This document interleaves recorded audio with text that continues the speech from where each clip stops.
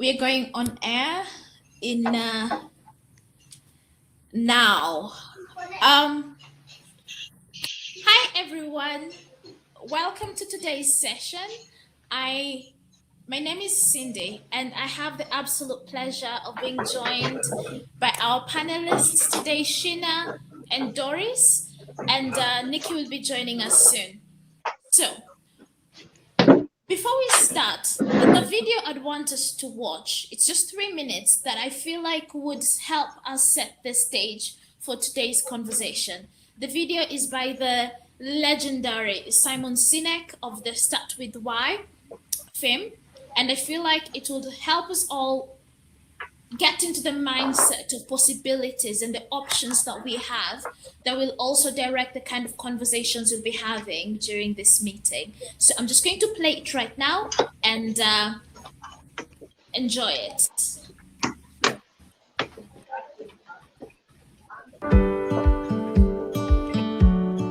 People who play with a finite mindset, all the planning comes in the past. And what they're trying to do is avoid any surprises, be prepared for every surprise. So whether it's in battle or whether it's in sports, the reason we train and train and train and train and train is so that we are prepared for every eventuality. We can avoid surprises. But that's not where innovation happens, because all the thinking has already happened. An infinite mindset embraces surprise. The thinking hasn't happened yet. The thinking is yet to happen. It's when something new happens or we're in a new situation, now we have to think our way, imagine our way, create our way into a new path out of this box. This is a magical time. This is a time that accentuates creativity. This is the value of things that are uncertain. This is the value of things that happen unexpectedly. It forces us to be creative. Now, many people shut down because what we've learned isn't working anymore. That's where the shutdown comes from. The infinite mindset embraces that which is uncertain, that which is indifferent. That's what it means to have an infinite mindset. So now is a perfect time. It's a perfect opportunity to embrace exactly what's happening. How will you reinvent the future? How will you take what you know? How will you take things that you want to achieve and adapt? Imagine if you were starting from scratch today, that the world that will be, or the world that is the world that always was.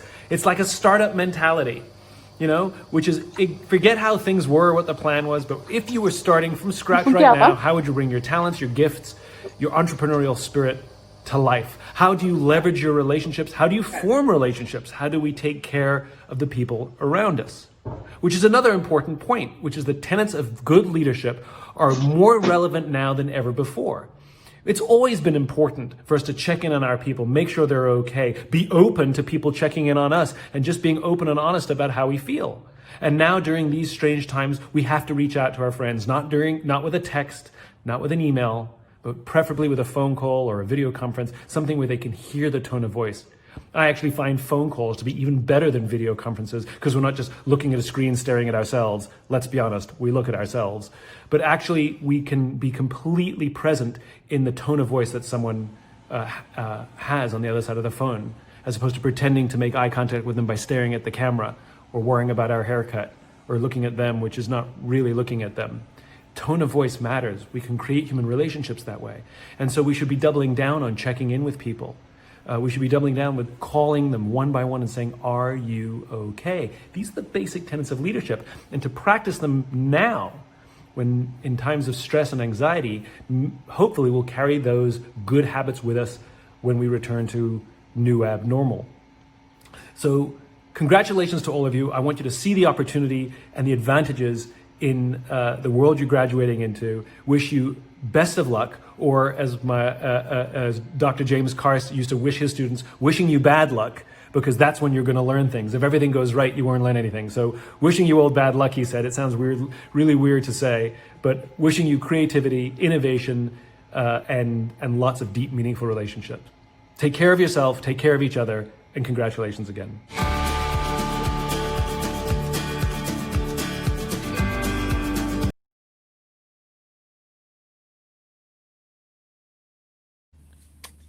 Everyone, thank you so much for being here. The reason why I wanted us to watch this video by Simon Sinek to start us off today is because a lot of us are in a moment where we are experiencing a lot of uncertainty and particularly a certainty about our careers. And this whole Digital Kingpin series was meant to bring that conversation back home.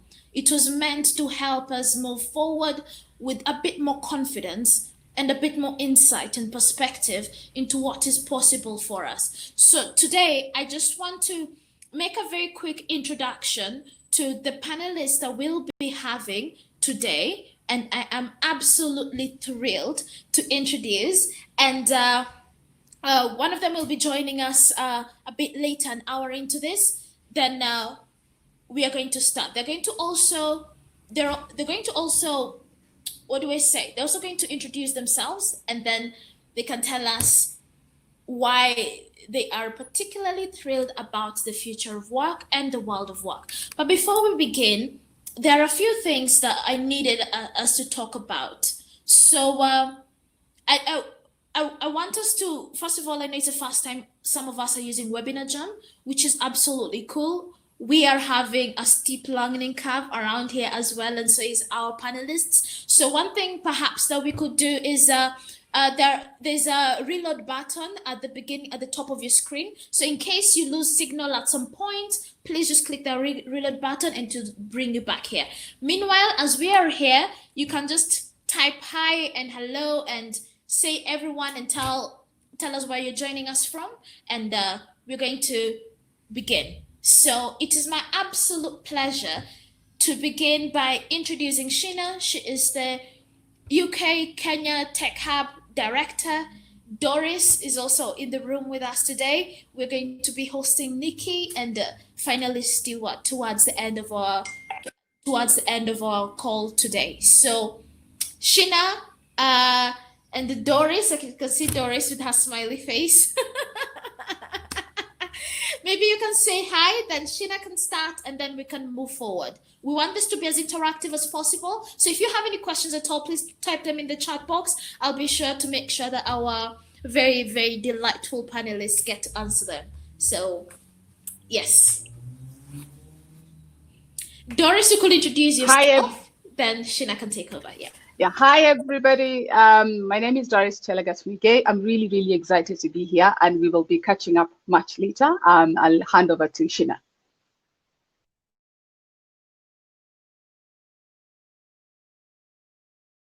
Audio is off, so maybe you could turn it on. Sorry about that. Hi, so my name's Sheena Raikandalia, and as Cindy mentioned, I'm the director for the UK Kenya Tech Hub. I'm really, really excited to be here. A little bit disappointed because I didn't get to hear the video because for some reason my audio was off. But anyway, I'm just gonna, you'll have to excuse any, issues on that. But I'm gonna go straight ahead and kind of just talk about a few things that I feel about the future of work. But I'm really, really rather than me just kind of talking at you, I feel it'll just be a lot more conducive if you can just be as interactive as possible and ask your questions, and let's try and get into discussion. I can't say that I have all the answers, but what I can definitely say is I'm a real optimist in sort of crowdsourcing, thinking together, and really figuring out how we should take this, opportunity of the future of work forward. So just to give a bit of a background, first of all, so I sort of mentioned that I am the country director for the UK Kenya Tech Hub, and the UK Kenya Tech Hub is a fairly new initiative. So we were set up in August, and we're the British government, but here in Kenya. So normally situated in the British High Commission in Nairobi, but of course working virtually as of now. So we're part of the UK government, and we're part of a larger network of hubs. So I lead Kenya, but we've got Nigeria, we've got South Africa, and outside of Africa, we've got India, we've got Indonesia, we've got Brazil, and we also have Israel, which was one of the first models. Now, when I think about the future of work, I always think back also to this tech hub that we've set up. And let me be clear, this tech hub is a virtual hub, so very in line with how the future looks like. The British government, isn't here to kind of support entrepreneurs directly. There's plenty of hubs, accelerators, incubators, enterprise support organizations here in Kenya that are brilliant and doing an amazing job at that. What we're trying to do is fit in and see where are the gaps and where should we as a UK government try and step in to really help entrepreneurs and the entrepreneurship ecosystem as a whole. And actually, skills is a key part of what we do. So skills and linkages, I think, is really important. So this webinar is super, super relevant. So I think as we talk about the future of work, and we can obviously trace it historically. So previously, anytime there was any kind of form of technology coming in, people were very scared. It was like, oh my God, this is going to lose, this is going to make us lose all our jobs, etc. So that fear is sort of natural, and it's kind of the way we think. So I always go back to this example that Henry Ford, the Ford cars that he used. He said and he uses, and this quote, he said, if I asked people what they wanted back in the day, they would have said a faster horse. Nobody would have said a car. So I think the key when we think about these things is the adjective faster. So what do we want? What do people want? They wanted a mode of transport to go faster. So I think that's how we need to sort of think through the future of work. Like, what do people want when it comes to work? I think people want meaning. I think people want meaning in their work. They want to make a difference. They obviously need to make money. And we look at the Maslow's hierarchy of needs, and you've got your physical needs. You need to know where your food is coming from. You've got shelter. You've got your basic needs. But as you go up, there's some other needs that also need to be fulfilled. And these days, in the age of technology, etc., work-life balance people talk about, but work is in your home and home is in your work, and vice versa. So I think to start off with, what I would say is the future of work really, really will depend on, where you are. It's not the same. People talk about the future of work, but it really depends on who you are. So from the Tech Hub perspective, we try to divide it into three perspectives. First, we have what I call like our high growth tech startups, and people like Cindy, who is one of our, one of our brilliant female tech founders, whom we took to London for our Africa Investment Summit, is an example of just that. Tech founders who are really going to be able to use technology to grow and scale, hopefully into these scalable businesses, not just in Africa, but hopefully globally. So what the future of work means to somebody like Cindy or people that she's going to hire is very different to kind of what the future of work is going to be like to an SME or an MSME. So I think that's one perspective to have in mind. It depends on where you kind of are.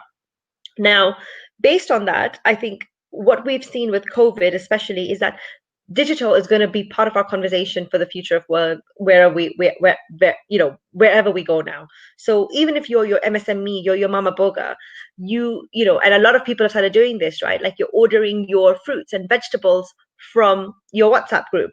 Now, interestingly, I recently started working with experimenting with this with just a really young entrepreneur. I wouldn't even say entrepreneur. He basically has his father has a farm, and he's now basically delivering fruits and veg from the farm in Limuru to our house. And how I found out about him was WhatsApp. He's now integrated with an app for border deliveries, car deliveries, etc. So what I'm saying is the future of digital and the future of work is digital, but it's different for different people. So it could be things like basic skills, like basic digital skills. You can have your high-end, data analytics, etc. And you have your typical SMEs who normally were just carrying on the day-to-day work, but now some of them have had to move online. Some of them can't move online and actually have had to stop. So I think really the future of work is not the same for everyone, and it just depends on where you are, but there's opportunities for everyone. Now, when we talk about sort of digital, and when you talk about future of work, everybody comes up with, artificial intelligence, robots, machine learning, data. Completely agree. All these things are super, super important. But you can't say data is the new oil unless businesses actually know how to use that data, unless they're using this data to make decisions. Now, in a typical company in Kenya, most of the kind of hiring, IT, etc., is done by HR managers, or IT is treated as operations. So until you don't start treating tech and IT as strategic, like how can how can tech be actually used to make me more money, to cut down on my costs, to save my time, to make me more operationally efficient? I think you can have as many skilled people, but they're not going to get integrated into the workforce. So I think that's super important. The second kind of big change that's happened is around geographies. So working from home. I'm working from home right now. Lots of different people are working from home across the world. Now, what does that mean? Does that mean that we don't actually have to be living in Nairobi if you're in Kenya?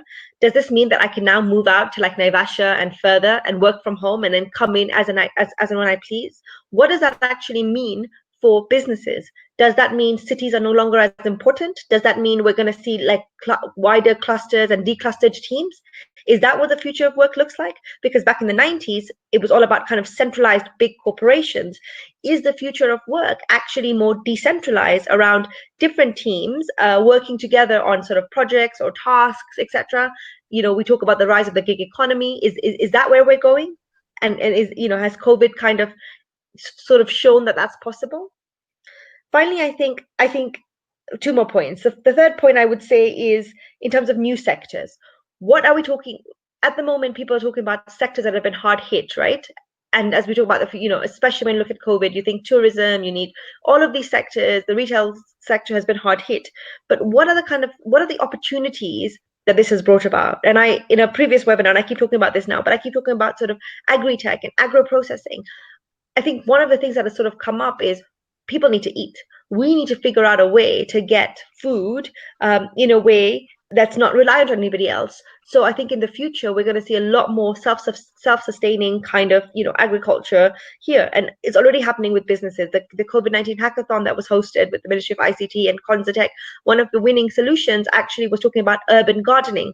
Another kind of female SME again that we took to AIS, Shiru from Fun Kids, she started doing this planting of kind of seeds around cities and schools, etc. So I think when we talk about the future of work, yes, we can talk about all the exciting and sexy things, but there's also opportunities in the more boring, more traditional, different ways of how to do this. And again, it really depends on where you are: MSME, SME, high tech start growth, high tech growth startup that Cindy is. And I think the final point that I will make before I stop is around sort of the digital divide. The biggest difficulty, the biggest challenge that I see with the future of work is what happens to those, the haves versus the have-nots. So the people who can join in this webinar, for example, and all of us, we're very privileged. But what about the people who can't join in because they're not connected, or data's too expensive, or they're not even aware of this?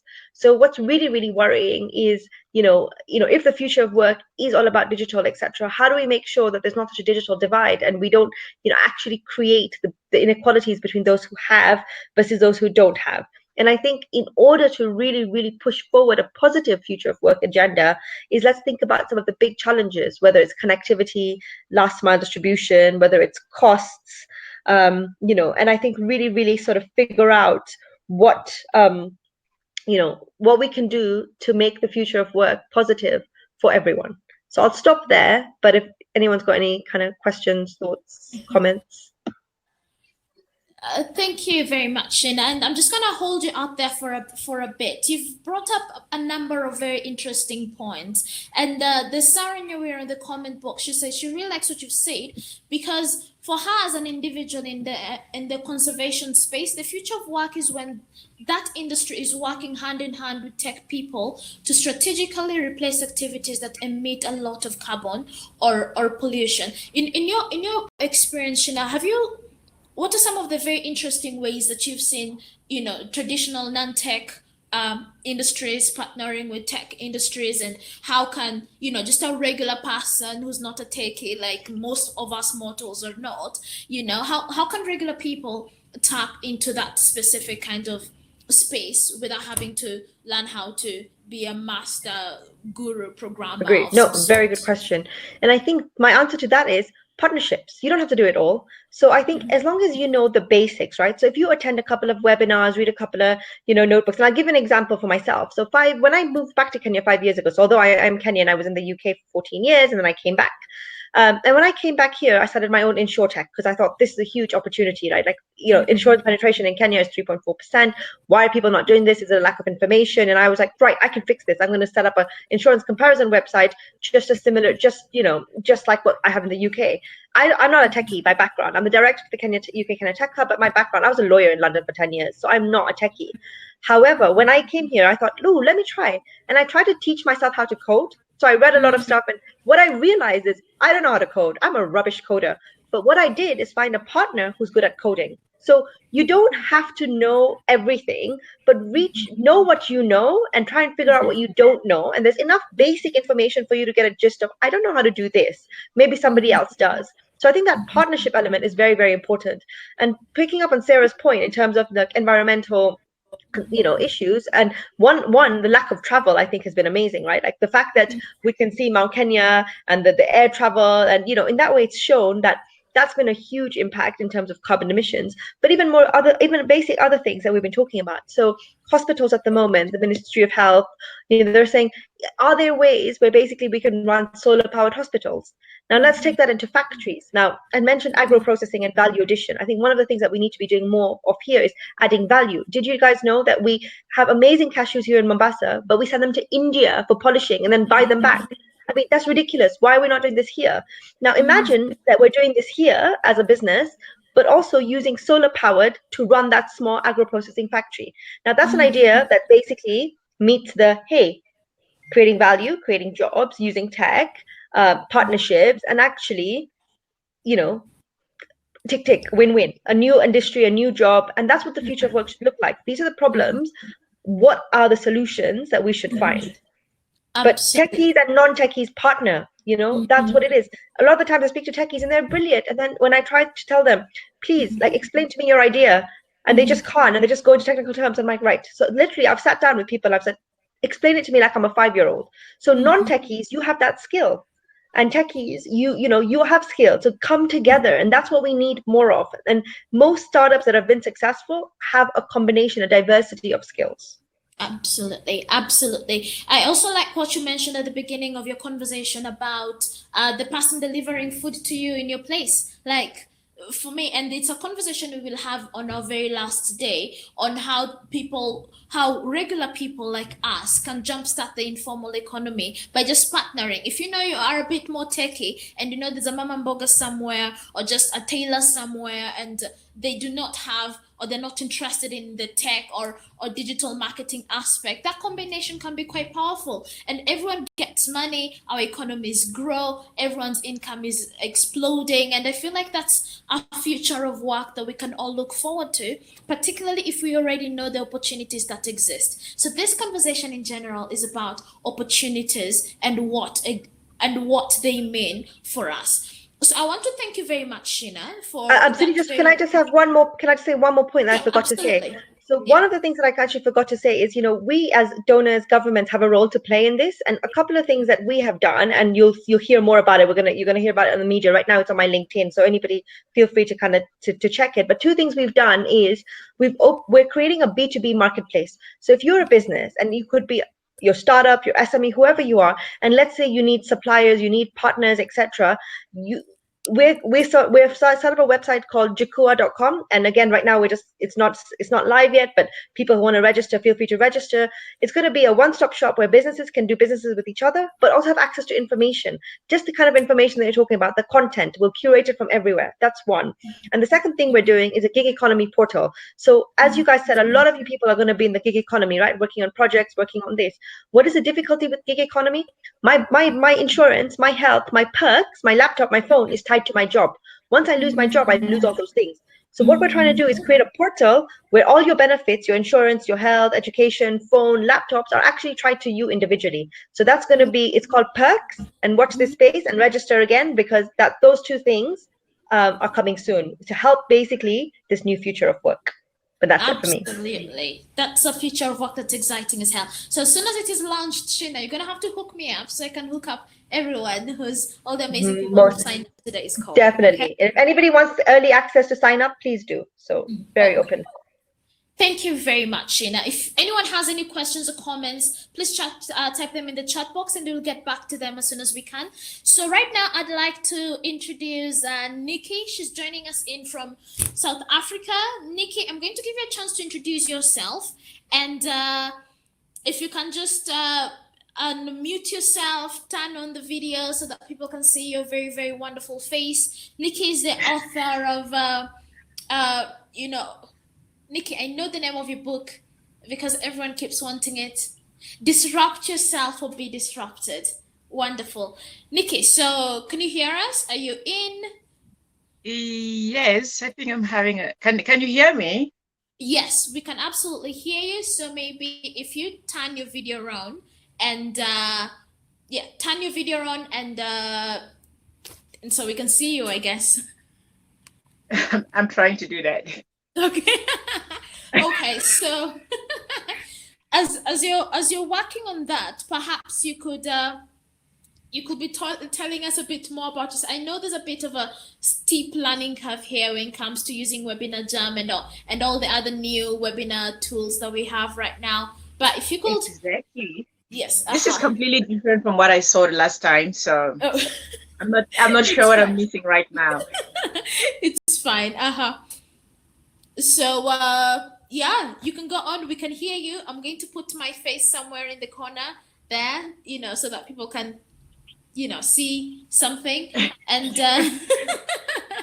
go on. I think we're just gonna go on with the conversation because I can't figure this thing out. I'm Okay, no trying, but problem. it's not great. Not a problem. We'll All right. we'll make do for now. All right. By the way, your pretty face I can see. Unfortunately, you can see me.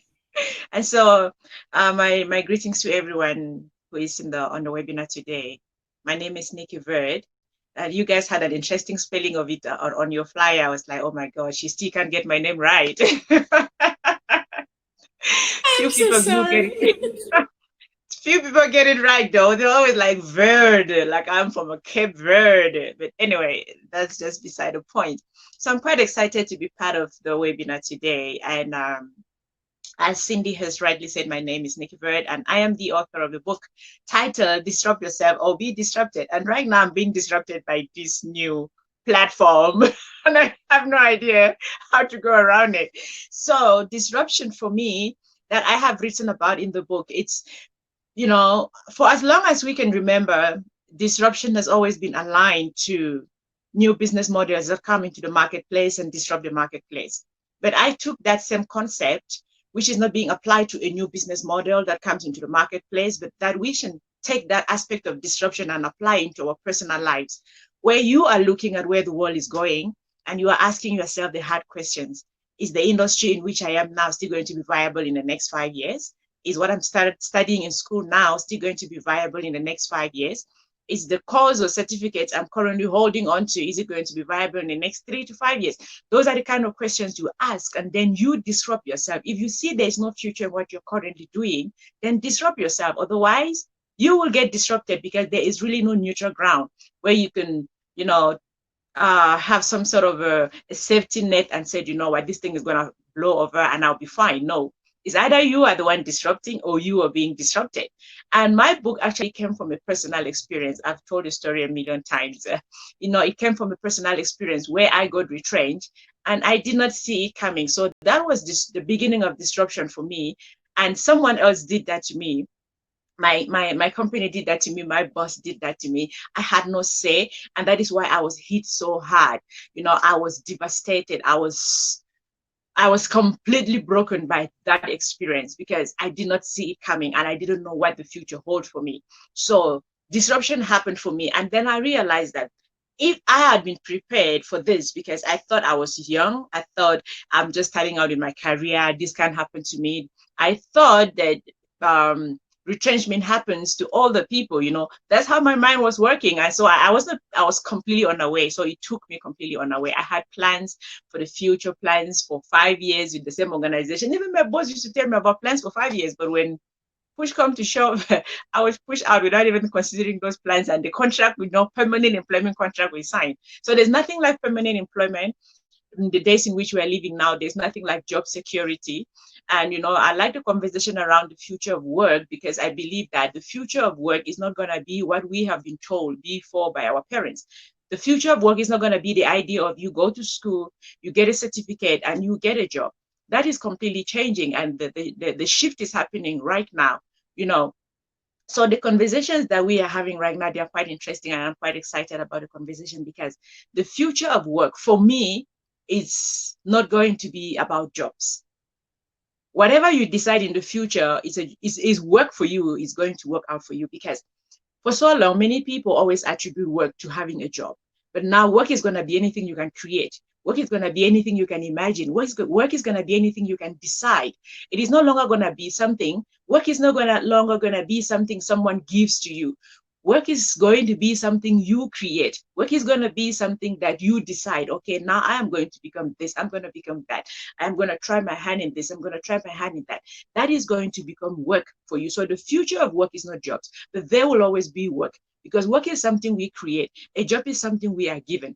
And that luxury is fast running out. We are no longer going to have that kind of a luxury where we are given something, where you sit one morning, you go for an interview, and boom, someone handed you a job and your problems are completely solved. In 30 days, you get a salary. No, the work of the future is going to be one where you can possibly grind for months without getting a salary, because this is something you are creating. It's a platform, you are working on it yourself, and so the idea of having paid or having a reward after every 30 days is something that we need to start getting comfortable with. It's no longer going to be that easy where you struggle after a couple of months, you get a job, and 30 days later you have a salary. It's not going to be happening that much. Of course, there will still be people that will be having jobs. Of course, jobs will still be available. It's not like there will completely be no jobs at all. But the idea that we need to get comfortable with is that jobs are not going to be enough for us. Jobs are not going to be enough to go around for everyone. I recently made a video on my YouTube channel, and I spoke about 3 main reasons why the future of work is why a jobless future is unavoidable. If anyone can go on my YouTube channel, they will find that 3 reasons why the jobless future is unavoidable, no matter what the government does. And one of the reasons I spoke about in that, one of the reasons I discussed is exponential organizations. What do I mean by exponential organizations? These are organizations that can do so much more with less people. Machines are more at work, And so even traditional organizations, even right here in Africa, are striving to become more exponential, where you find that so many people are let go and machines are being replaced. AI is coming into the workplace. Now, you look at an industry like call center, where you usually, as a customer, you had a problem before, you call an organization and you actually talk to a human being. It is no longer the same. These days, you log on their website and there's a bot you're chatting with, and it's directing you and answering your question like it's a person, but it is not a person. So that is an entire industry that is being phased out completely. We don't know how long the call center thing is going to be a thing. Maybe in the next 5 years, it wouldn't even exist, because machines are the ones now talking back to us as customers. Machines are the ones now answering our questions. I recently had a problem with my Windows, and I had to log on the Microsoft website. I couldn't find a single person to talk to. I had to call, kept asking questions and being responded to by a bot. And I got so frustrated at some point. I was like, oh my God, this is not happening. And a friend of mine was laughing, like, Nikki, you wrote about disruption.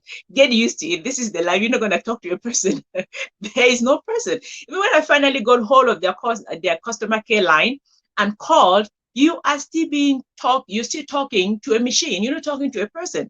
So it is just the way the system is. People are being phased out and machines are coming in. So exponential organizations are working with less people. For example, an organization that worked, say, with 10,000 employees, maybe 5 or 10 years ago, that same organization now can do way less with 50%, or maybe less than 50% of that workforce.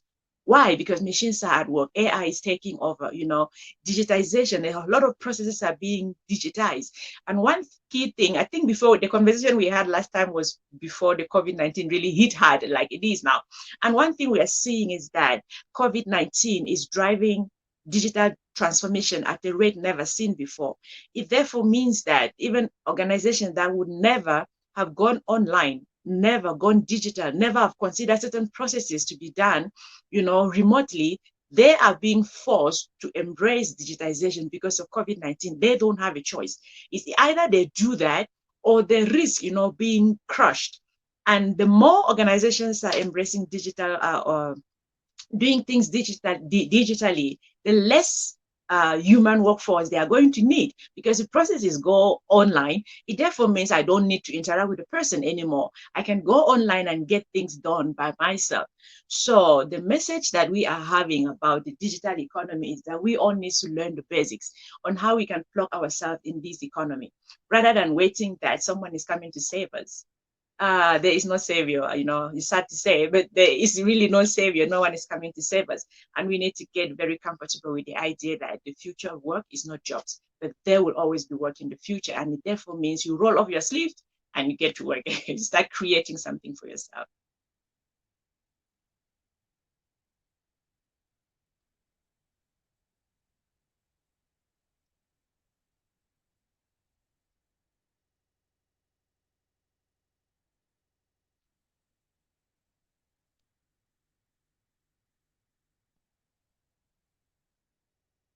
Oh, I think I can't hear you.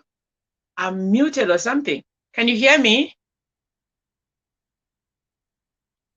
I'm unable to hear you right now. I don't know what happened. Let me try.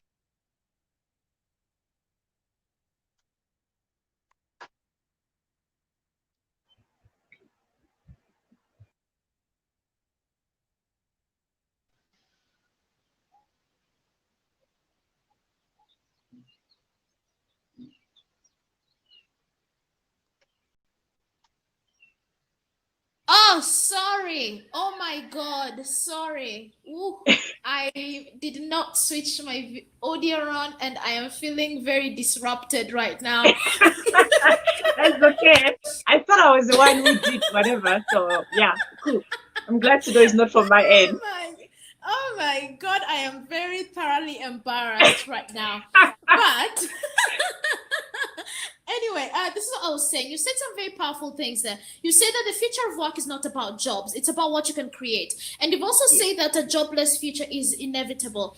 Now, there's some things you've also said towards the end that reflect what a friend of mine working in London told me. And he was telling me, Cindy, right now at our work, they run a consultancy firm that's in like 2 or 3 countries, and they have some headquarters in London, and they've been working from home for the last I don't know, 3 to 4 months, like everyone else. Yeah. So he recently told me that, Cindy, even at our company, we are looking at now that a lot of companies have seen remote working is something that is viable.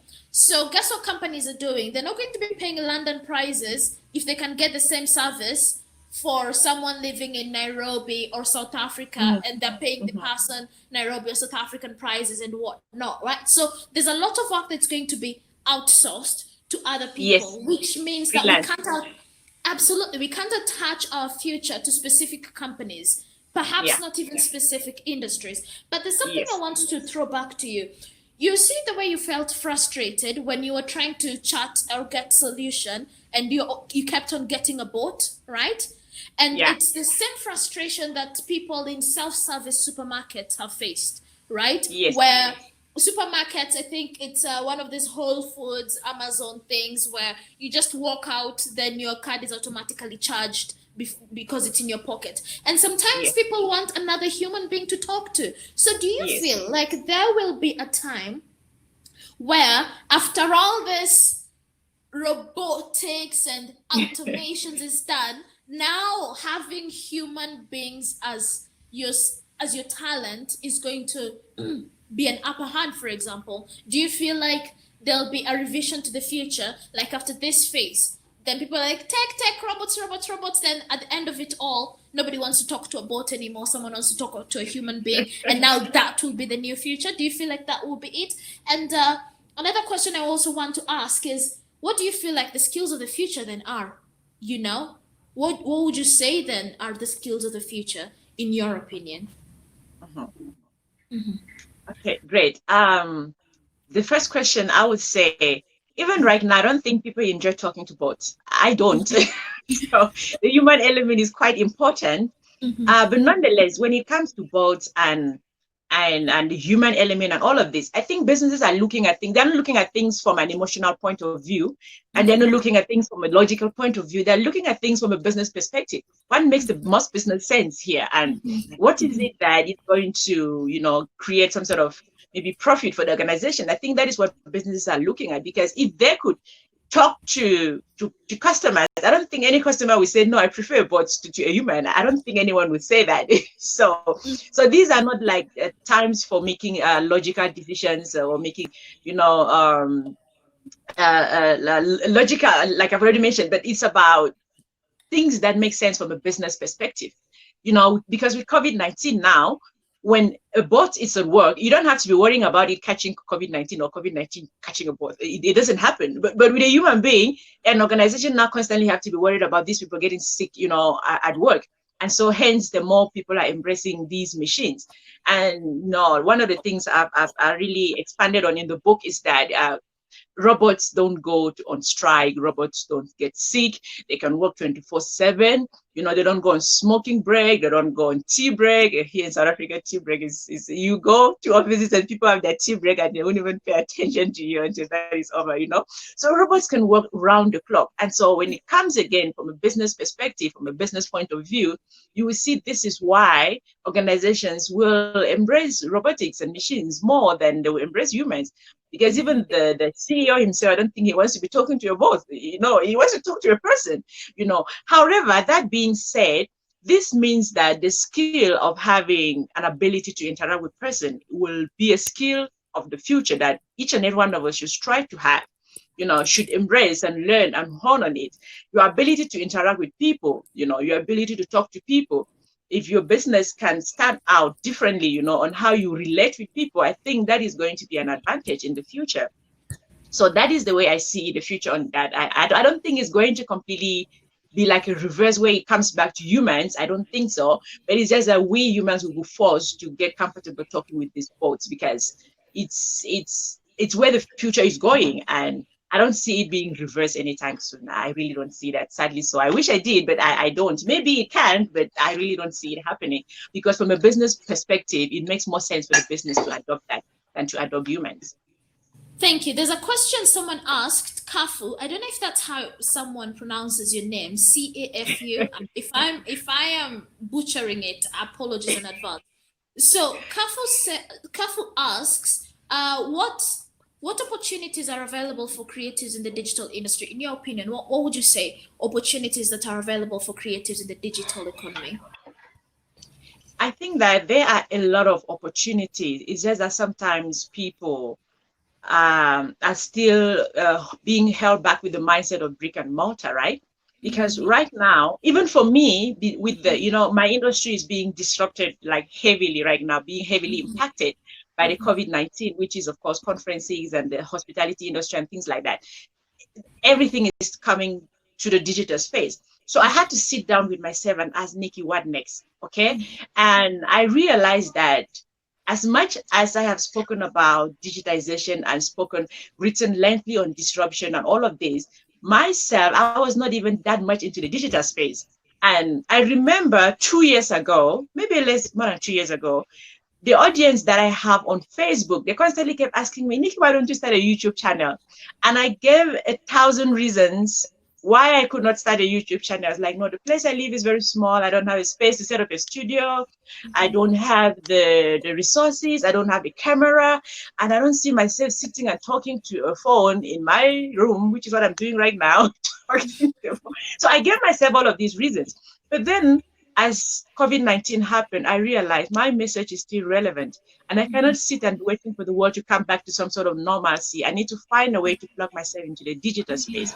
And I started a YouTube channel.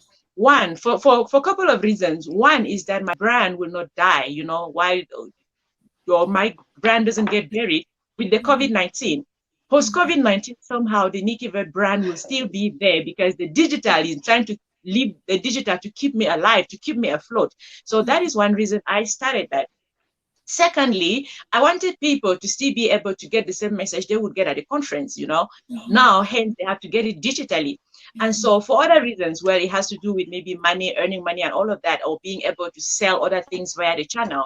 So, but the reason I am saying this in regards to myself is to answer the question of someone asking, how do you plug yourself in the digital space? The question you ask is, how do you add value? Because even on my one of the videos I did recently was how to add value to your online community, which is not just adding value for value's sake. It is about you marketing yourself. So ask yourself, what industry is it you are in, and what are you selling? Then create value for people around that same service or product you are serving, you are in.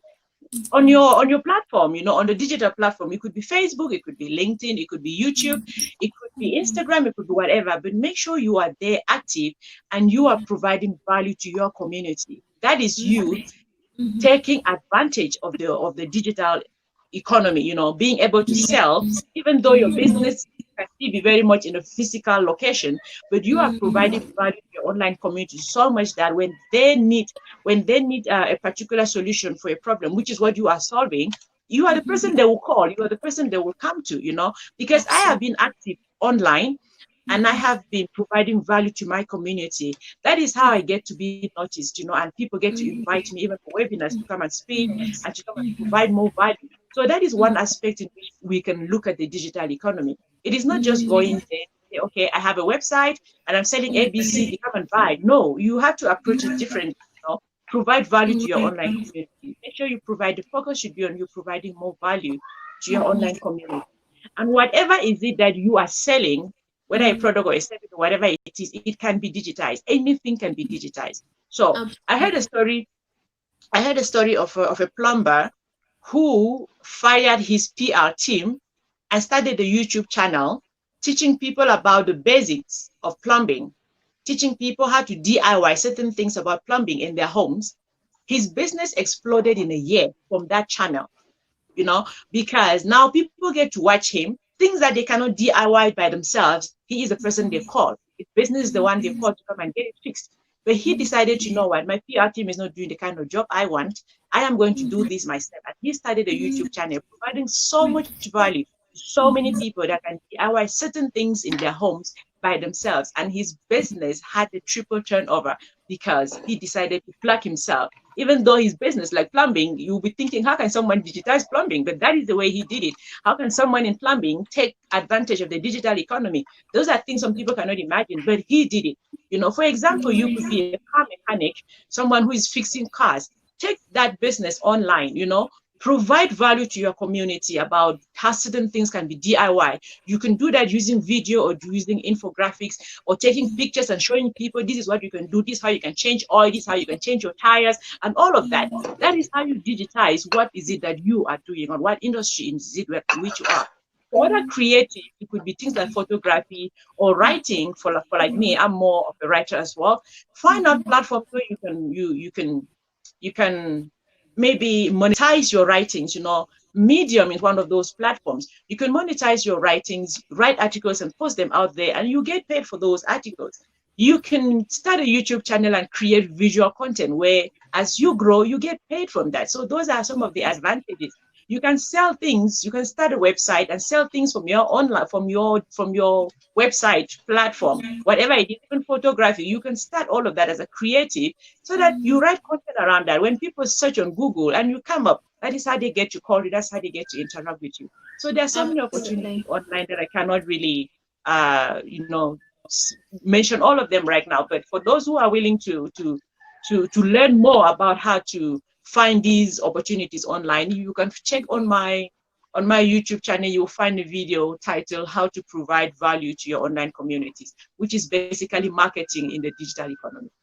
Absolutely. And just to bring it also a little back home, there was this video of someone, a Kenyan carpenter, who made a seat, a bench that could be moved into, a back bench without a table, then it could be transformed into a table. Yes, and within, you saw it, right? I saw it. It came all the way to South Africa. Yes, I saw it. Absolutely. And within 2 days, that person was inundated with requests worth 20 million shillings, which on average is how many rand? Maybe Wow. maybe 7 million rand. Wow. So he even had to stop taking in more requests, and he could, just because he had a video go viral. So as a creative, I personally feel like that's one of the very key places where it is so easy, because even for people who come in, for what did I want to say? Yes, for people like Nikki Vard, if you're interested in just making videos and you want someone else to do the editing, and you want someone else to create the thumbnail for you, and you want someone else to create, for example, to add in subtitles, you can just create the video, send it to them, they do the editing, they upload, then they charge you per month. Opportunities are endless. Or all these people who want to drop ship. I don't know if you guys have heard about drop shipping, you know? Yep. And you just need someone to do the graphics for you, or someone to just set up something for you. I personally feel, just like Nikki has said, the future of work is not about jobs, it's about the value you can create. So you ask yourself, how might I create value? You know? So thank you so much, Nikki. If you have any questions or comments, please post them in the comment box. There's a very nice comment that has come in right now for you, Nikki, from a friend of mine called Faris. He says he absolutely enjoys what you've just mentioned about the future of work and all the possibilities that exist. And we'll definitely come back to you at some point again during this conversation. Guys, if you have any questions or comments, just put them in chat box and I'll make sure to direct them to the correct panelists. So this is exciting. I don't know if you guys can notice I'm glowing. It could be I can see. it could be the light coming, or it also could be the joy that's emanating from within, because this is precisely the kind of conversations I enjoy having. When we talk about tech, we want to bring it down. It does not just mean coding, like you're trying to go to the moon or trying to establish another Tesla, you know, or another Amazon. No. And just like also Sheena mentioned earlier, if you to bring it just a bit lower with a fun and a border, you can get into the digital economy space by delivering foods from your market woman to the list of clients you have. It can be that simple, right? Or it can be complicated, like trying to set up what we are trying to do right now. So possibilities are endless. It's not about jobs, it's about what you can create for yourself and the value you can provide. Nikki, you are absolutely phenomenal, and I'm absolutely blown away by everything that you've just mentioned right now. And I'm sure everyone else who's here right now is absolutely thrilled just as much. So thank you very much. So we're going to head on to Doris. Doris, thank you for your enthusiasm and your patience. I hope your Can video I can leave? turn on. Quickly before Doris comes on, can I leave? Okay, sure. Would that be okay? Thank you so much. Okay, not a problem. Thank you so much, Nikki. I've got something to do, so I need to leave. Okay, we are sad to see you go, but we're happy that you came. Thank you. Bye. Okay, cheers. Bye. Doris. Yes. Let me. Is the audio on? Yes, it is. We are all. It is. Yes, absolutely, it is. So the floor is yours, and take us away. And I'm sure you're just about to blow our minds. So go. Yeah, thank you. Thank you so much. It's just been great to listen to Sheena and Nikki as they sort of talk about the different aspects of what this space can be, the future of work and just the digital space. So as I said, I am Doris. I have been a lot of things in life, and I think that is absolutely important to first talk about. I have been a lifeguard. I have been a dive master. I have been a lot of things. Let's just say that I have a very eclectic career. I think I found my space in talent, products, and services. Especially, I'm really, really passionate about helping people think differently about their careers and how they design that. Shortlist is a HR tech. We do HR tech. We hire a lot of. We are very passionate about hiring digital talent, and also we do executive search. So that's a bit about me. But today I'm not really here to talk about me so much, more than to see how I can help you. And as when Cindy told me to do this, I kept wondering, how can I provide more value to all of you so that you feel like you've actually gotten value? And I think I cracked something, but let's see. So I think for me, I hope everybody has a pen and a paper. Ideally, please do. Usually in class, you'll be raising it up, but clearly because of the current situations, I am assuming that everybody has a pen and a paper, because it's going to be a very quick but practical exercise I want us to do to just help us think a bit critically about what does it actually mean for some of these careers. So I want us to think differently about our careers. And my focus today is going to be very, very quickly about what if you want a career in the digital space, okay? So I went to LinkedIn, and because I am lucky to work in a recruitment firm, there's something we call LinkedIn Insights, which is all the data from every single employer who's hiring, and you can aggregate that. So, and I want to use that to take us through and just show you what is out there in the market and what is and then help you think about what some of those careers can be for yourself. And so very quickly, what we all need to know, and I say this to everybody I meet, is that we all have enough energy, enough talent, enough interest to live many different lives, and all of which could be interesting, could be authentic, could be productive. So no one is asking you to quit your job.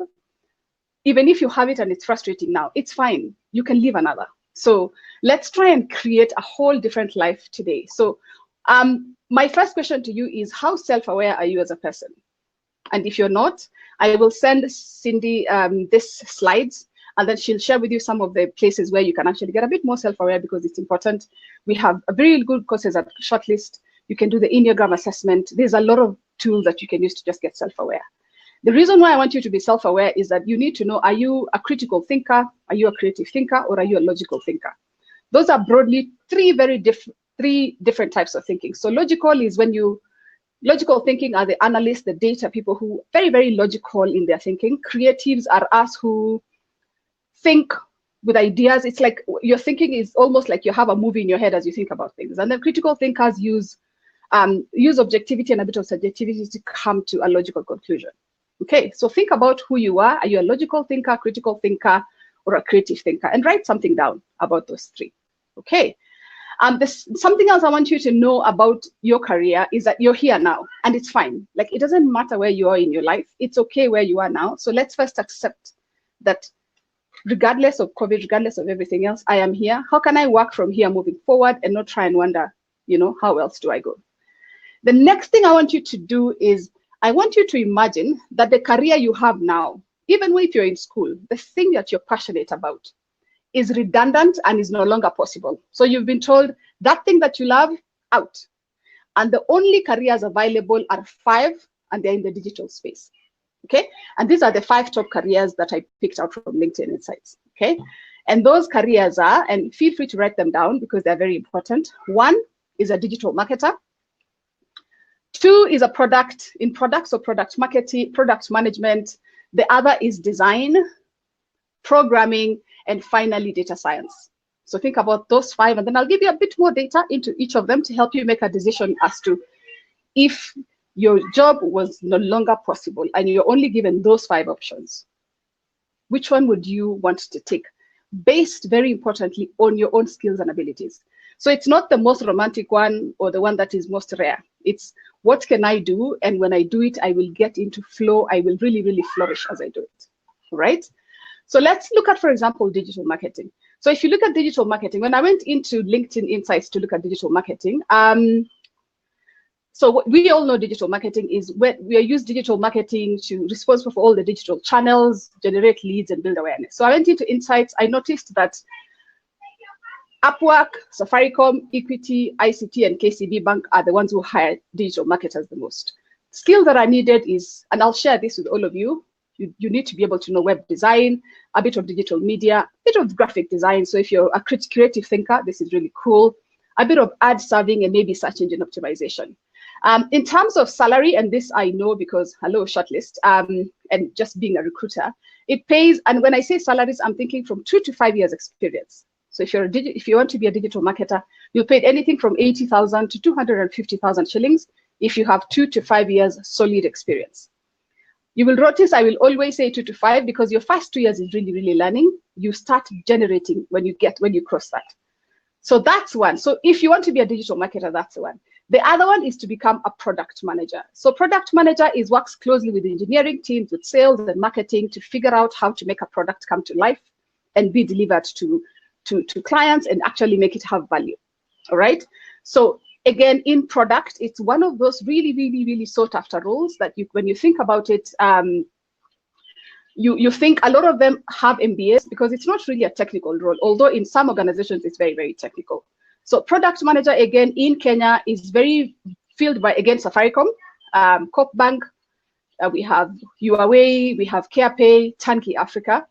The kind of skills needed is commercial skills. You need a bit of coding, but you don't really, really have to code to be a really good commercial. You need to be a team worker and strategic thinking. Salaries range from anything from 150,000 shillings, 2 to 5 years experience. Remember, to about 350 for 2 to 5 years experience. So that's number 2. Number 3 is the designer, one of my favorite. So designer here, I'm thinking if you want to be a UI UX designer, again, going back into the creative mindset. So if you think every time you click on a website and you just love that really clunky button, or just how visuals come to life, or even you're always curious about, I wonder how many users like this, I wonder how the interaction is done, that is a life of a UI UX designer. If that is what you're interested in, again, the most, and again, remember, this is you as almost a gig worker. People who are hiring, again, as Safaricom, Sendy, Scan Group, Cellulant, Cyton, Equity Bank. The kind of skills that you need is Adobe Photoshop, you need web design, you need Illustrator, you need a bit of graphic design.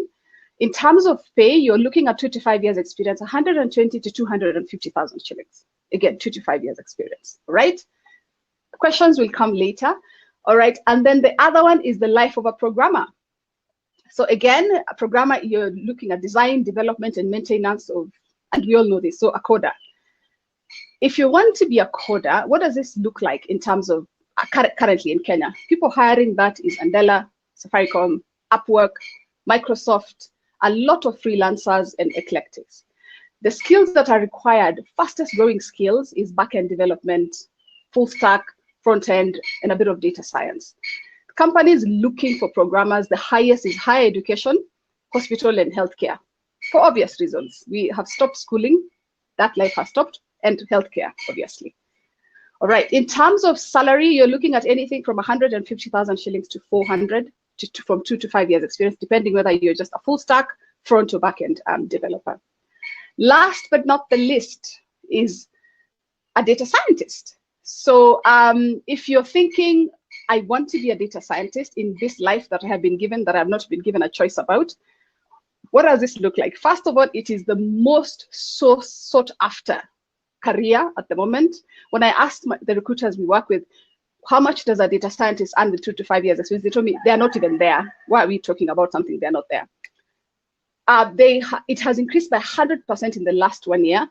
So if you like data, if you're a logical thinker, if you're curious about algorithms and all that, that is data science. Again, who is hiring? Safaricom, Upwork, Digital Divide, Nation Media Group, Equity Bank. So it's a very interesting mix of eclectic people. Salary starts anything from 300,000 shillings to, I think, 200,000 shillings to about 400 to 500,000 shillings a month for 2 to 5 years of experience. Okay, so I'll go back to you and say, if your life was declared redundant and you had to choose between those 5 lives, what would you be?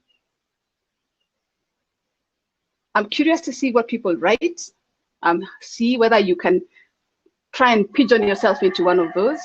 Just a but second. Yes. Doris, just a second. Could you give me those options so I can create a poll and we can see what most people will choose? So the first one is marketing, digital marketer. So digital marketer. So starting from the least skill to the really, really deep skill. So digital marketer, product manager, UX, UI designer, a developer, and then a data scientist. Okay, not a problem. I'm going to create a poll right now, and I'd like to see where most people lie in the way they see themselves and their skills and whatnot. These are mind-blowing insights. Sheena agrees with me. I'm absolutely mind blown. I did not know. Am I in the wrong career? I guess you'll find out soon enough. So you can continue to create the poll, then we will see. Yes, yeah. Think, okay? Yeah, exactly. And does anybody have any questions as they're thinking of, I call it designing your life. So I'm calling it designing your digital life. So any questions to help you make a decision better, any insights you want more, let me know so that as we go along, I'm curious to see what comes out. Absolutely. Guys, if you have any questions about anything that Doris is saying, please just say it right now. So in the chat box, then I'm going to ask her right now. So most people are commenting on where they lie in the whole spectrum. So we can proceed, then we will come back to that. Sounds good? Okay. All right. Okay. So just one last thing. Again, I can't say this enough. when I looked at those insights, I realized that Upwork and Fiverr were really, really the top employers, meaning that people have discovered that you don't. And if you look at their profiles, someone has a full-time job and also is still a web developer, still a web designer, starting to double into data science. So this is for those who have maybe decided they are no longer, they don't probably want to be entrepreneurs, but are thinking, is this it? Is there more I can do with my life? Can I still add a bit more into it? And there's definitely a big, big space. And I know Sheena has talked about this also in the digital space. Those are the top 5, but there's definitely a lot more. And the functional skills remain the same. So you can be a developer, lawyer. I have a one who's really, really awesome. Can be a doctor, web developer. So it doesn't necessarily mean that whatever you've done goes away. In fact, that's compound interest for you to just really, really develop that better.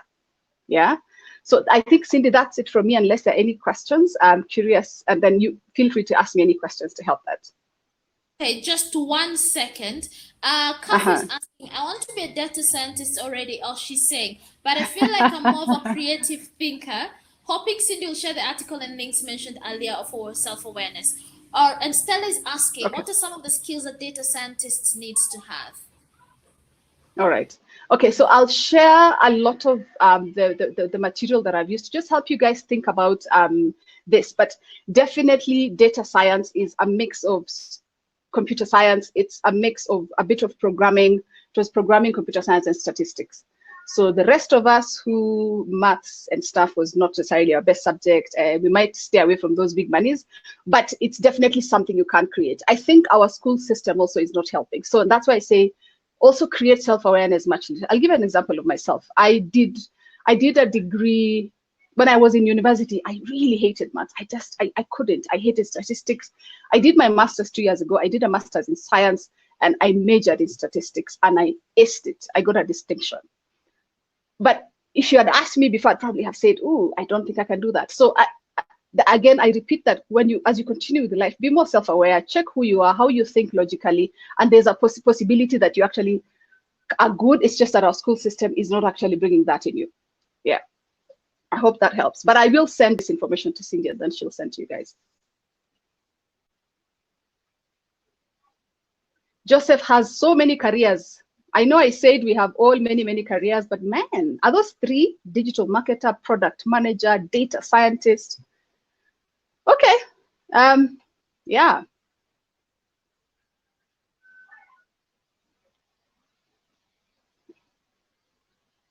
Okay. Cindy, I think you're muted. Sorry. Oh my God. Okay. So anyway, this is definitely gonna take a bit to get used to. So we have a lot of data scientists. So maybe if you hadn't mentioned the salary scale, we would have had a more objective kind of poll. But I'm very human right now. Part of me wishes, you know what? Maybe I should be a data scientist. I suck at math, but maybe I could definitely use, the salary scale and everything else. Right? So yes.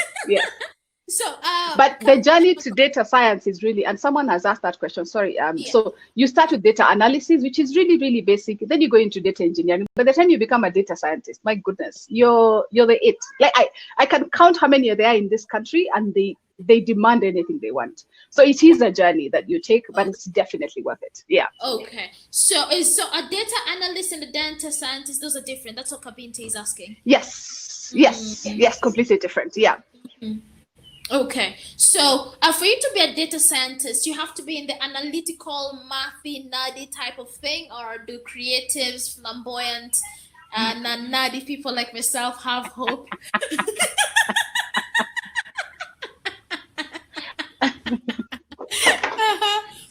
God. Again, my profession is helping people think. I'm an industrial psychologist, so I do help you think through your career. Yeah. And I want to just say this with all the love: you will struggle. It doesn't mean you will not be able to do it. You will struggle more than someone who is naturally predisposed to being a very logical thinker. But you can do it if you want to put in all the energy and stuff in the world. You can do it. Okay. I feel like this is important to say because it ties in very closely to what you said at the very beginning of this conversation, self-awareness. And I think it's something Kabinti agreed with. because knowing where Mm-hmm. your skills are at, you can't judge a fish by its ability to climb a tree, right? But if you put a Mm-hmm. monkey in water and a fish in water, guess who's going to succeed? But Yeah. so for me, I feel like, and for a lot of people that I know, the self-awareness that allows you to Mm-hmm. know that this comes so naturally to me. I could do it when you tap me in my sleep and put me on a podium somewhere. I may be in my pajamas, but I'll be able to give a speech and maybe sell a vision or something without having to wash my face. Put me in a Yeah. computer room and I'd be scratching my head. And I think it's also same thing, but related to what Sheena also mentioned earlier. She said she's not very techy, but right now she's the director of the UK Kenya Tech Hub. But it also goes back to the whole thing about hiring for your weaknesses, partnering for people with people who are good at things you are not good at, and finding a way to build your career around your strengths, your talents, and things that come more naturally to you. Henry says, I am laughing Exactly. it all. I don't know if that's a good thing or a bad thing. I'm just so thrilled to be having this conversation. So there's a question here. Oops, Doris has been kicked. Doris, you're back. Thank you. Uh, Doris, can you hear us? Please say yes. Okay, she's having a bit of trouble. So meanwhile, what we are going to do, we are going to look at the poll. I hope everyone has voted. So right now we have uh 50% data scientist, 30% digital marketing. Doris, can you hear me? Can you hear us? Welcome back. Sorry, I lost connection there. Yes. Okay, not a problem. So the results of our poll, as before we continue, 50% data scientists. We all love money, right? Then 30% digital marketing, because it's a bit easier and it's a bit less stressful, and the concepts I feel are easier to understand, in my opinion. Then there's product manager, 9%. I don't know if you guys can see the poll, and I'm busy here reading. Can you guys see the poll results? Okay, so I can. okay, great. So that's what the jury has decided. Looks like we all want to get into the data scientist thing. So there's someone who asked in the chat earlier, Mm-hmm. for someone with a background in data, how long does it take to fully finish the course? So again, I want us to get out of this mentality that there's course, there's learning. Learning has to be practical. I would rather you ask me how much experience, cumulative experience, do I need than a course. For example, we helped Microsoft when they were launching into Kenya last year, and they were doing a lot of developers. And I think they didn't even care what degree you are done. They just said, can someone code? If we give them this code, can they do it? Yeah. That was the end of the discussion.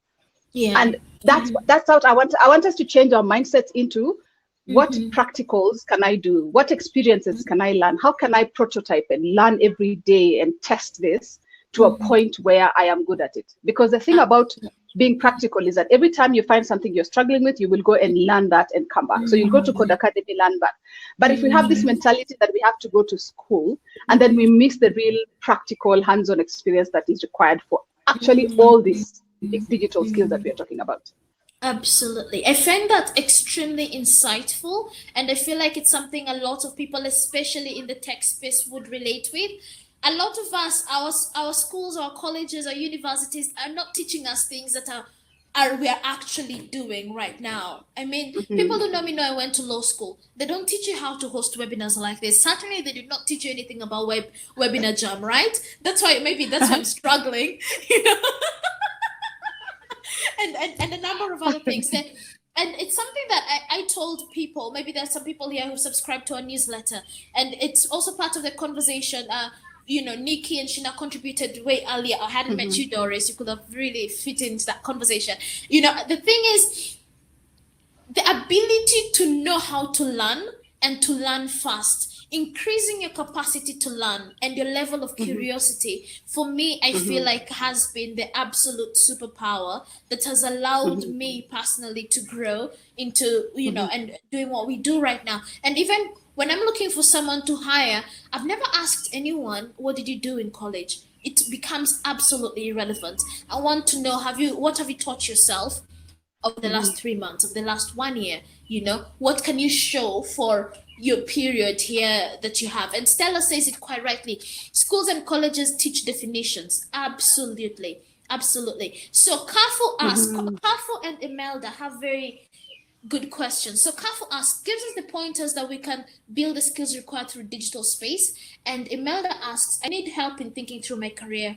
My connection is a bit bad, but I love all the aspects of impacting the community. And she loved the example that Nikki gave about the plumber and how insightful it was. So let's address Kafu. Okay. Yes, I'm sure you can read the question, I think. Can you? Yes, I can. So, Kafu, first of all, the first thing I'd like to ask you to do is spend time thinking about who you are. I can't stress this enough. We jump into careers. I, like Cindy, was thought at the time that interior design looked really, really sexy. It looked like it was just this cool thing. So I did a degree in interior design. I can't separate two colors. I am not a visual thinker. I cannot choose color to save my life. I can't even draw a straight line half the time.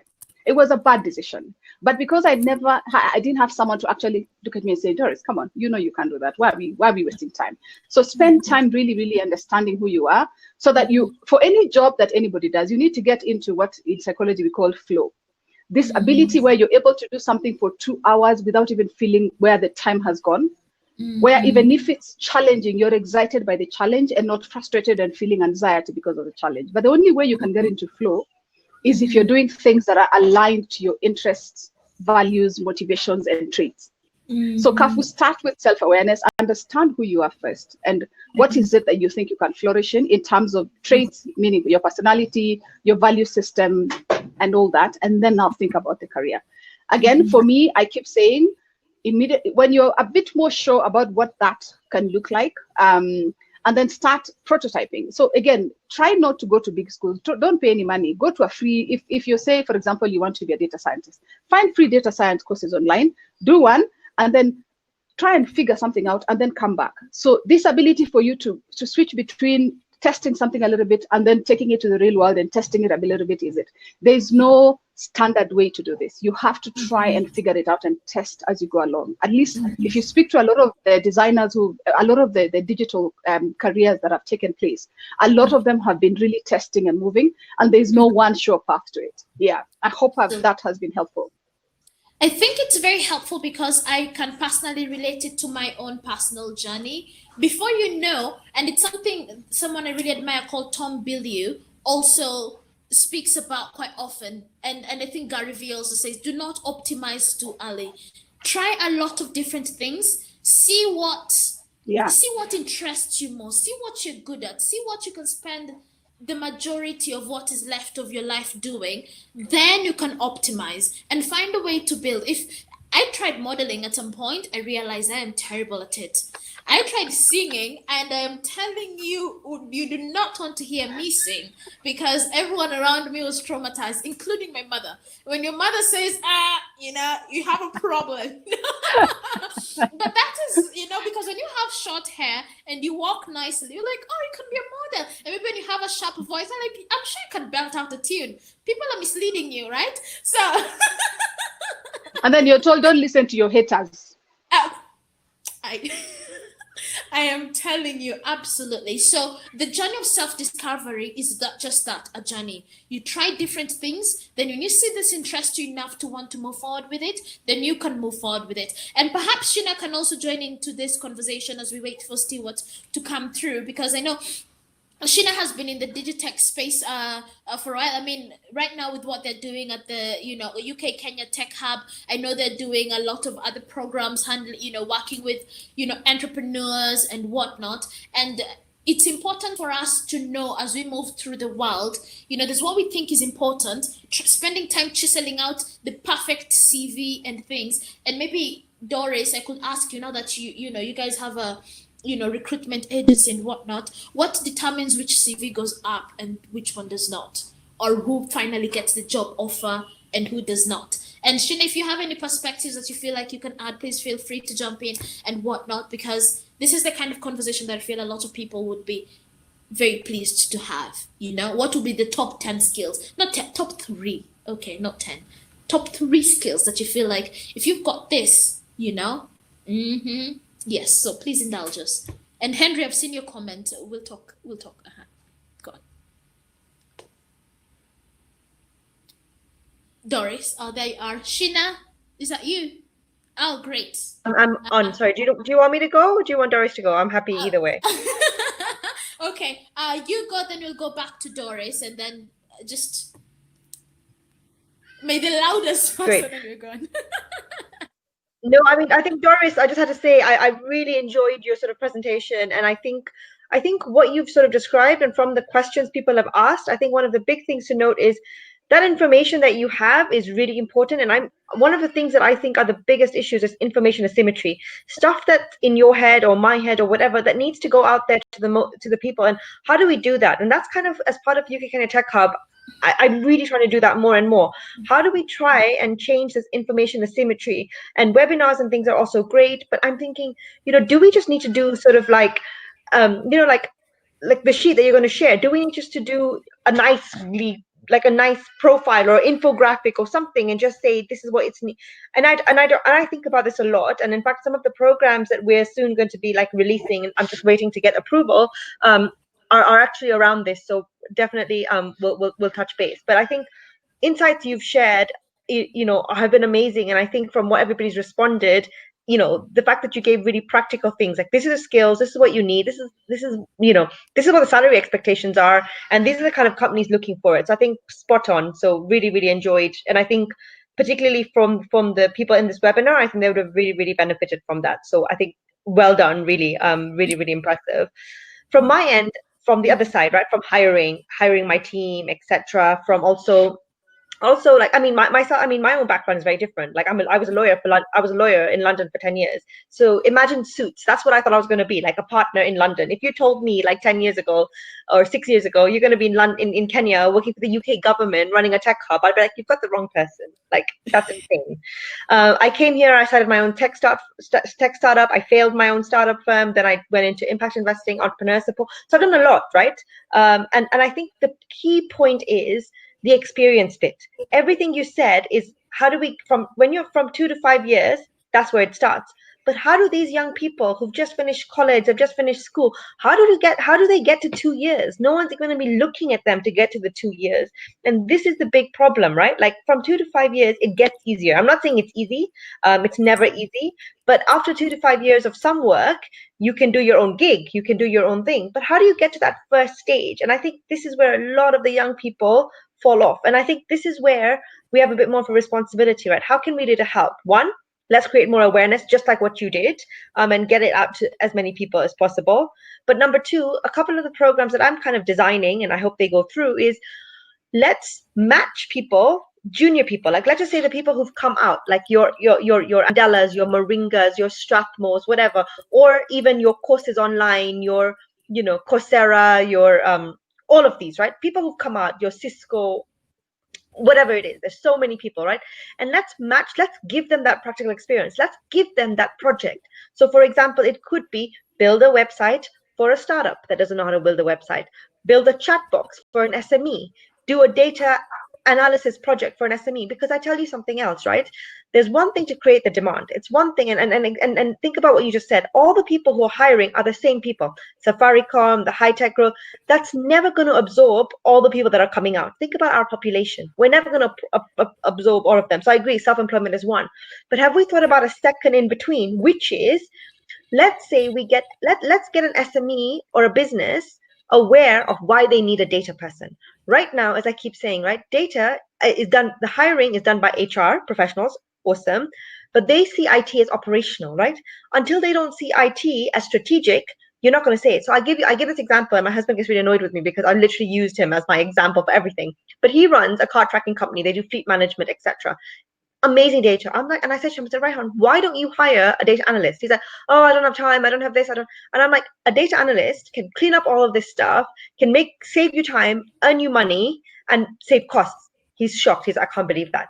Now imagine if I was able to get a data apprentice, right? An apprentice of any kind of whatever for him for 3 months or 6 months for a particular project. If he saw what value it adds to his business, and I mean in terms of business language, saving costs, increasing revenue, and saving time or improving processes, believe me, him and other SMEs like him will be hiring those people. So that's step one, is getting experience to the young guys, to get them some experience so they get to that 2-year level. But second one is, how do we build awareness? How do we build awareness from there's so many SMEs are the heart of our economy. How do we make them realize that actually going digital, whether it's digital marketing, product management, data, is going to help your business? We need to create case studies in business language. And this is why, and Cindy, going back to, I'm a non-tech person, even though I started my own tech startup, but going back to why a non-tech person who is aware of what she doesn't know, teaching herself how to code, etc., is good to lead these kind of things, because I can then speak the language that businesses need. The problem is, techs, you will never be able to convince a business in your tech language why you need a data analyst. You'll never be able to do it. Mark my words. Right? So that goes back to the partnership points. But I think shortlist companies like yourselves, I know Fuzo's recently released a report around this, and I think you guys, what you've done, if you release stuff like this, is the kind of stuff that you guys could really, and happy to sort of think through what else. But those are the two key things. How do we give these young people experience? And one way is that the matchmaking, right? If you're a startup and you're a techie, guys, partner, techie, create the startup, the website, right? Startup person, you're selling oil, you're selling this, you need a website, you need digital marketing. Get these junior guys, work together. That's how you get your experience. So then when you go for your job interview 2 years later, or when you go to find a business opportunity, you actually have that experience that you can show, because degrees are getting cut out, right? Like if you look at law, the big four consultancies, etc. Okay, actually law is not the same in the UK, but people are not looking at degrees, they're looking at experience. So if you can say, I built this website, it now has these many links, or I've done X, Y, and Z, those are the things that are going to get you your next job or get you your next gig. So that's all I would say. But yeah, that's it for me. Rich. Damn, that is absolutely powerful. Absolutely powerful. I'm going to take a short second to welcome Stewart, who's joined us in. Thank you. Doris, if you could finish us off, where have you disappeared? Finish us off. You have something you wanted to share, and then yes, something you wanted to share before now we can move to Stewart. Okay. This has been mind-blowing, guys, for me. I don't know for the rest of you. Good to see you. Yeah, you can thank Stewart for some of the data that I shared, because as I said, it came from LinkedIn Insights. Okay. So Sheena, that is one person to collaborate with also. So Sheena there was a question from Sheena and also one from Cindy. So Sheena asked around, how can we get people from 0 to 2 years experience? I don't have all the answers, but what I can tell you is over the last 3 months, I've experimented with 5 youth, because I'm really trying things out. They finished their university, they are just sitting at home. So I told them to create mini profiles of who they are and what they can do, and to just share with me. I will spread virtually and see whether anybody is looking for gig work. They all have gigs. That is how we are going to get to 2 years experience. It's not going to be your traditional career. It's going to be, this person gave me this work to do for 3 days. As a recruiter, I can confirm to you that most employers just want cumulative 2 years experience. It doesn't matter whether it was gained with one company or 25 different companies. So there's 3 of them who are finance, who are now, one of them is a virtual assistant who has been hired now for, I think, 3 months enrolling. One of them is a teacher who is managing 3 schools teaching tech. But all I did is I was trying to show the youth that you don't need a full-time career, just get small gigs. As an employer, if you show me that you've been doing these small gigs and you have references to show that, that's enough. I just need you to know that you've transferred from being an adolescent to an adult. And I'm saying this with all the love, and that comes from work. Okay, so that's sort of one bit. You had asked me about CVs and getting them. So I say this everywhere, I will say this at this point again. If your only way of job hunting is through a CV that you're trying to get to the front, you have missed 70% of your chances of getting hired. Most employers, 70% of jobs are filled before you even know it. And they are filled, unfortunately, through something we don't like saying, but it's a reality, through networking. So your ability to build your social capital, I keep telling people, write down a list of 10 companies you want to work, go through one by one, find people in your immediate contacts who know anybody, go to LinkedIn, find an introduction. Don't try and introduce yourself as much as you can. Find an introduction and a common connection. Reach out to them. Just have a conversation. Don't even ask for a job. Have a conversation, check with them. If you emotionally connect to someone, they will think about you. So CV, as much as I like talking about the CV, I want people to get away from thinking the CV and job application is a way to go. You're missing a lot of opportunities. And I'm a recruiter, I should probably not say this, but we only get jobs when companies have completely not been able to fill, because we are very expensive. We charge high premium to place someone for you. So they will try everything before they come to a recruiter. So really try and build your social capital. I think that's it from me. If there are any other questions, I'm happy to take them later. Absolutely. Oh my Lord. This is absolutely stunning. And what Doris has just said totally reflects my personal experience trying to run village to nation. The one thing I always ask is, what have you worked on before? And can I see it? Or send me links. It doesn't have to be something as elaborate as trying to build a rocket ship, but I just want to see, have you had the kind of inner drive to try out and have the career that you want, to say you can try out and do what you say you can do, right? We ask for portfolios, not CVs. I don't remember ever looking at a CV, to be honest. Anyway, this is not about me. I don't know. My mind is woof, and I'm hoping it's the same for you guys. I can see the comments are, I thrive in compliments, guys. So if you want, you can keep them coming. So I'm going to introduce our last panelist of the day, and I'm not going to introduce him as much as I'm going to let him introduce himself. So, Stewart, welcome to the club and to the tribe, and we're so jazzed to have you join us. Oh my God, he showed up with a mic. You're making us look like amateurs in here. Well, no. So I showed up on camera a few minutes ago and I realized, first of all, I'm having a bad head day. So I got a LinkedIn cap, got my cap on, which is LinkedIn for good. I'm doing good gesture. And then of course, I'm always ready with the microphone. I just took off the headphones. So glad to connect with you guys. Happy Friday, everyone. Good to have you here. So I'm going to explode you on the screen, and I want you to just talk to us, share with us your story, like we talked about in the morning. You work for LinkedIn, so you probably have all the insider secrets on career progression and how coronavirus has affected our movement upwards and whatnot. What hope does Africans generally have if they want to get to have a global career? How will that, just tell us a story or two. So, Faris says he loves the LinkedIn hoodie. So LinkedIn hoodie. Yeah. So thank you very much. So good to have you guys for a few minutes. This wasn't planned to be a presentation, but really to tell a story about how I've used LinkedIn. I've used LinkedIn for well over 9 years now. Well over 9 years. LinkedIn is only 16 years old, so I'm showing my age. In terms of using LinkedIn, it has become a superpower for me because I've been able to move from 3 organizations, not because I'm applying for jobs, but because the hiring managers have been finding me and have been going back to the hiring managers and saying, get him. And what that means is the power of personal branding cannot be understated.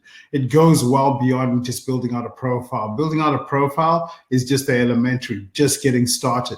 Where the superpower comes in is you building the credibility around yourself, what you're passionate about, what you care about, what skills you have, and more importantly, how you educate other people. So when I was asked to jump onto this call this morning for this session, my natural instinct was to say yes, because where else am I going to meet 30 people online and create a new network? Just like Doris said at the beginning just now, that your network is the most powerful thing that's going to help you get access to a job. If you're shooting for a job and you don't have someone within that organization to give you a referral, your honest chances, even if you meet the qualifications, are 1:10. Whereas if you have a referral or someone within the organization that takes you from being a candidate to being a human being, then your chances of getting that job are 3-1. So it pays for us to network. It pays for us to build credibility and to share best practices on the things we're passionate about. And on sharing those best practices, as I said, lead with education. empower someone, excite someone, engage someone, and teach them the things that you've learned in your past career.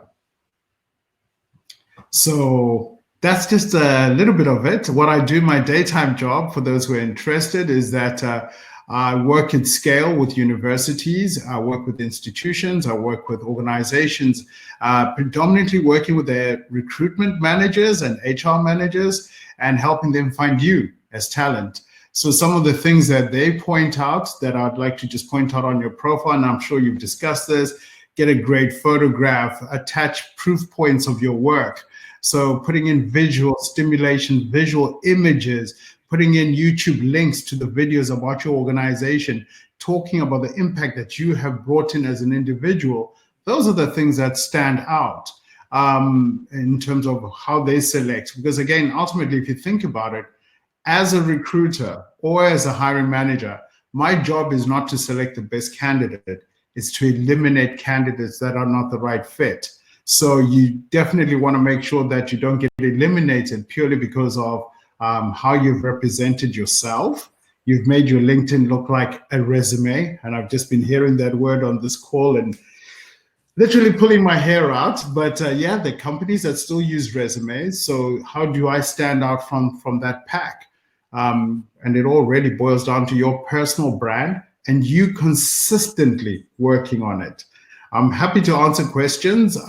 There's so much on LinkedIn you can do. So if you're a young professional, for example, I know a lot of people don't know this. If you go onto jobs, for example, if you go onto LinkedIn and the top menu, I think it's the third or fourth menu, is jobs, where you can go and configure what kind of jobs you're looking for, what titles. Even in your own personal settings, you can leave a note for recruiters to know. And then lastly, it can even show you the standard interview questions to expect, practice them, get a machine learning assessment based on how you've answered, or even share some of those with other people and say, I'm going for an interview. I've taken this online test on responding to interview questions. What do you think? Wow. Wow. So it's a good thing you mentioned things about LinkedIn, because we hadn't talked about how to stand out on LinkedIn. So I don't know if I'm sure people would want to know more about that, because in my experience, every time I meet someone in time, when I connect with someone, what do you call it? In business, you get my point, guys. My brain is a bit overworked right now. The first thing I do is go look for them on LinkedIn. All right, I go through their profile. I figure out, what do we have in common? Is there a conversation we can have that I feel that they can relate with when it comes to me? It's not about kissing us. It's about trying to find out, is there a point of synergy? Yeah. But most of all, it's about, is there a way that maybe I can add value to this person? Is there a way we can collaborate? We had part of the conversation earlier about adding value. One of our panelists today talked about how can you show that you can add value, and I feel like it very closely relates to what you've just said right now. So if you just talk to what's some of the most outstanding profiles on LinkedIn that you feel you could share with? Well, what you could do to add value, now that you speak about it, is first of all, as you reach out to these people for informational interviews is reaching out into your network and say, hey, your company is one of those companies I'd love to work for. I'd like to understand the culture, the values, the career development opportunities, etc. As you reach out to those people, like I said, go and look at their profiles and look for common patterns or common things that you can talk about. So what are they passionate about? What are they posting? What volunteer activities have they done that you could probably use to ease that conversation? Instead of, hi, I'm looking for a job, it's a question of, hey, I see you're a Rotarian or you belong to this Toastmasters organization, which I'm a part of, and start off that. The other thing you could also do is look at what schools they went to. Schools are a great place of finding alumni, and on LinkedIn, if you go back to the universities, you can see the people that studied in the same institution as yourself, and you can start reaching out to them. And then another one that's important, and I know I'm probably speaking fast, is the whole point of, before reaching out to someone, show an interest in what they do. So Mhm. If that person is really strategic to you and really key to you getting access to a job or getting access to an organization or getting access to that person's network, then ideally what you want to do then is to look and say, okay, great, what kind of content have they posted? And I don't mean the content they posted today, this week, last month, go really far back deep and just have a look at the way that they communicate and what they're passionate about. I think one of the superpowers of LinkedIn is not just posting updates, but writing articles. So go and have a look. Has that person written articles? Are those articles aligned to your career goals? Are they aligned to the job and the pains that they're feeling as a business? What insight can you glean from it and use them as a conversation starter, whether you to meet them in person or to meet them in a virtual environment? So profiles, yeah, people can have great photographs, great backgrounds, and put in attachments around what they've done. But I think the superpower for all of us in building credibility is us actually writing articles about the things we're passionate about and showing that we're open to other people's opinion. Because when you write an article, other people are going to jump back at you. And the more you continue to jump back at you and the more you continue to interact on that, here's what's happening in the back of the mind. So, for example, you talked about LinkedIn, you talked about using LinkedIn and how to use a LinkedIn profile. This year alone, I've done about 18 sessions on how to build your LinkedIn profile. And I've posted them on my YouTube channel. But what's happened as a net result is that essentially real estate, sorry about that, my daughter's doing something and this is the second course she's done it. No? So outside, sorry. So essentially what's happening is that if we think about the commercial world we work in, right, or even the world we live in, most of you are sitting in Kenya right now. Every time you drive, you're going to see a Safaricom billboard. Absolutely. It does not say go buy airtime. It does not make you go buy airtime or scratch cards. But what it does for you is that it buys mental real estate. The day when you open up your office or your office is expanding and someone says we need fiber, which is the first company you think of? Damn. Same thing applies in terms of our ideas, our branding, and our things that we're passionate about. Is that the more we talk about them, the more we write about them, the more we willingly research, learn, join groups, share content, participate, give advice. You know what? Every morning you have a choice as an individual. You have a choice to wake up as a student or to wake up as a teacher. And the beauty about LinkedIn is that you can be both. You can be a teacher in sharing what you've learned just now, and then you can be a student in terms of willingness to accept other people's perspective and willingness to grow. So, guys, the superpower, in short, is start writing articles, start building credibility, start focusing on just what you know. There's no pointing in all of us trying to be COVID experts when we're not health professionals. Focus on what you know. Be known for one or two things rather than everything. Wow. Wow. Preach. Preach. Preach. But now that we have you here, there's an insecurity I personally struggle with, and I'm just going to lay it out for everyone else here to hear. Guys, what happens in this webinar stays here, okay? So, I personally find, and I'm sure maybe some other people here could also be sharing it in the same challenge.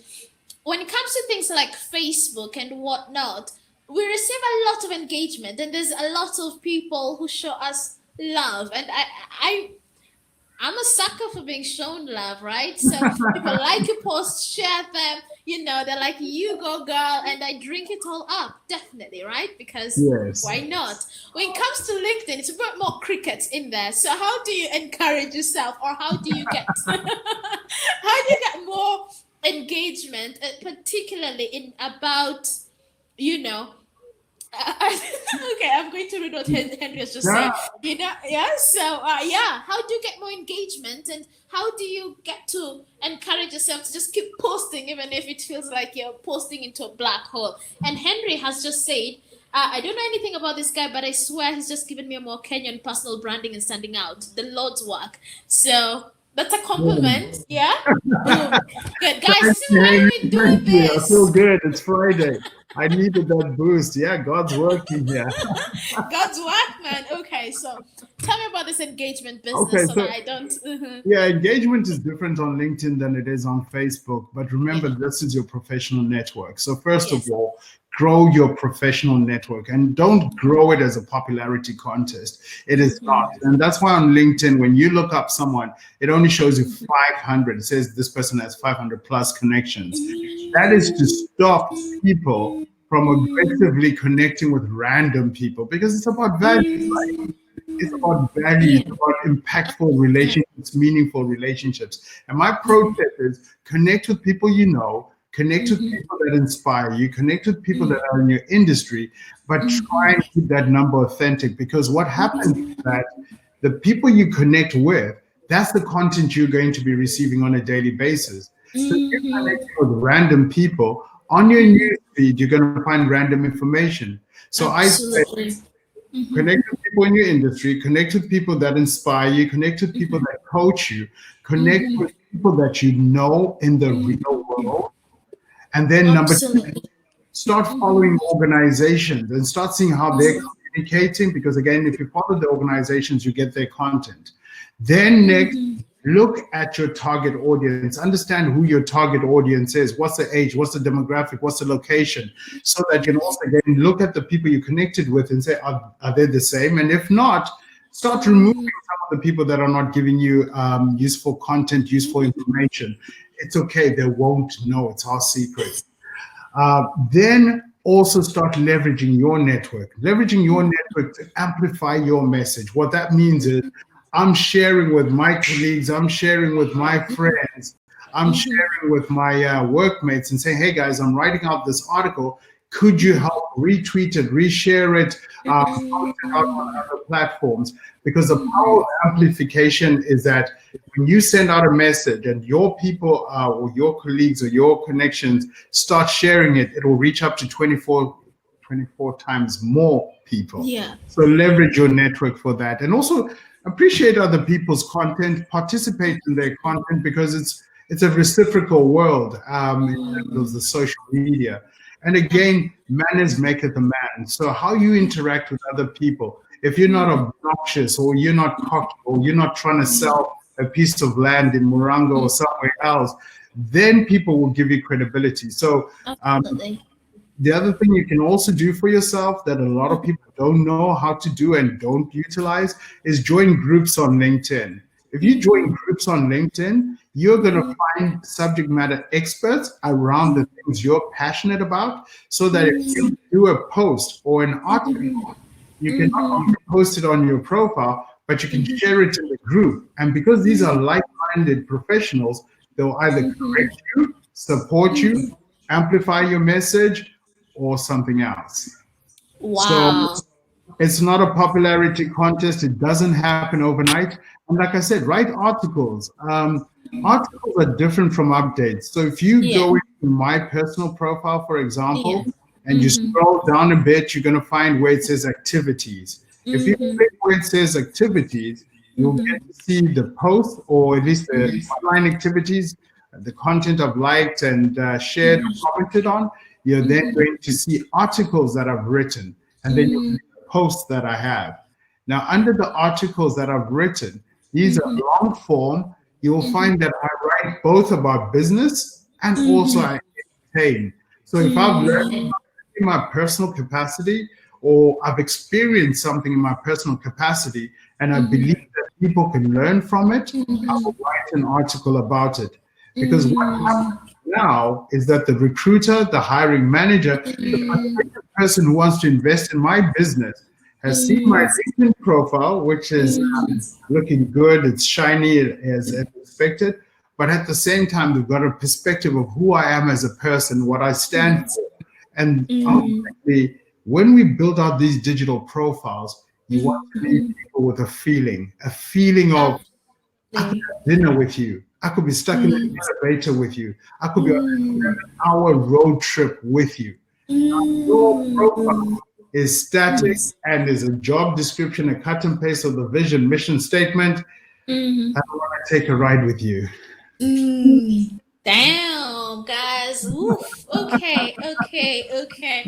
This is why it was important for us to have that conversation in the morning, but we'll talk about that later. It's frozen. Oh, sorry. Can you hear me? Guys, can you hear me? I can. Okay, good. Thank God.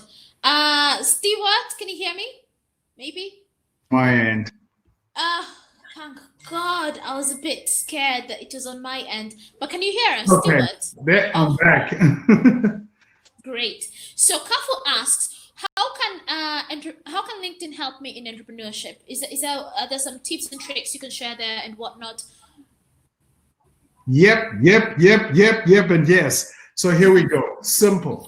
You're an entrepreneur. You don't have time to be moving around with business cards. That's old school. It's done. It's dusted. Number two, LinkedIn gives you an inbox. So when people say, can I send you an email, instead of saying Stuart at Gmail, Stuart at Yahoo, or whatever your email address is, you have credibility because now you can get instant access to me. Number three, as an entrepreneur, I can attach visual representation of my work, visual representations of my customers, visual representations of my product value, service value, product solution, what impact it solves, etc.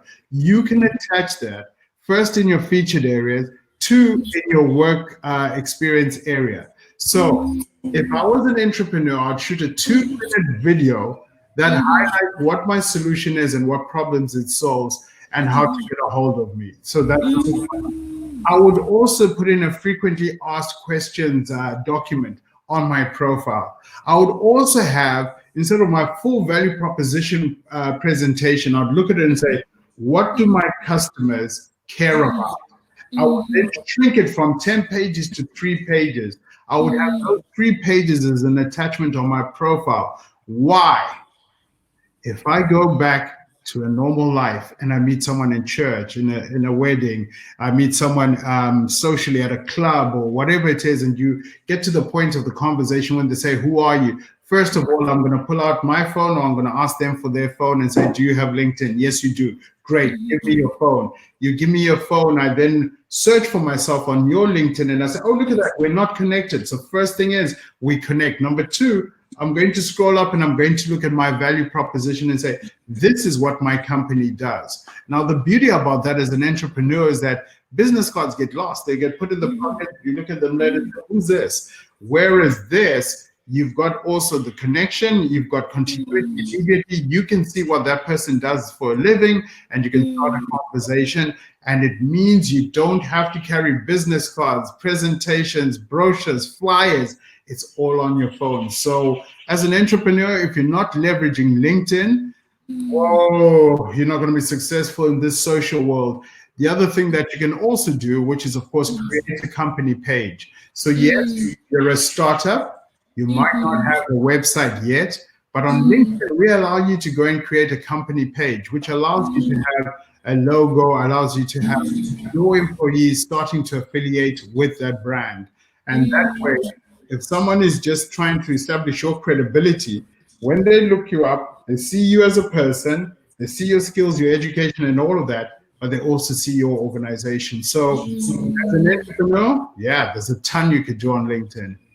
Damn. Woof. I feel like I needed this more than everyone else in this room. So if you're just speaking to me, I feel like this has been quite successful. So Faris wants a link to your YouTube channel. So maybe you can share that with me at some point, and then I will send it out in an email after this conversation is over. So we only have around 6 minutes left. So guys, if you have any questions left, now is the time to put it in, because I'd want all our panelists to just give us a parting shot before we shut this over. We can go over with maybe a minute or two. We're trying to, not be obviously African timers, to pretend that we can be a little German sometimes, So if you guys have any questions, please just put them on the comment box and whatnot.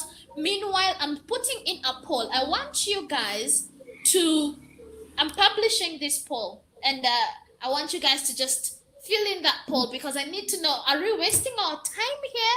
Should I be in a spa somewhere having some tea, or Anyway, I will still be doing this even if I was the only one. So.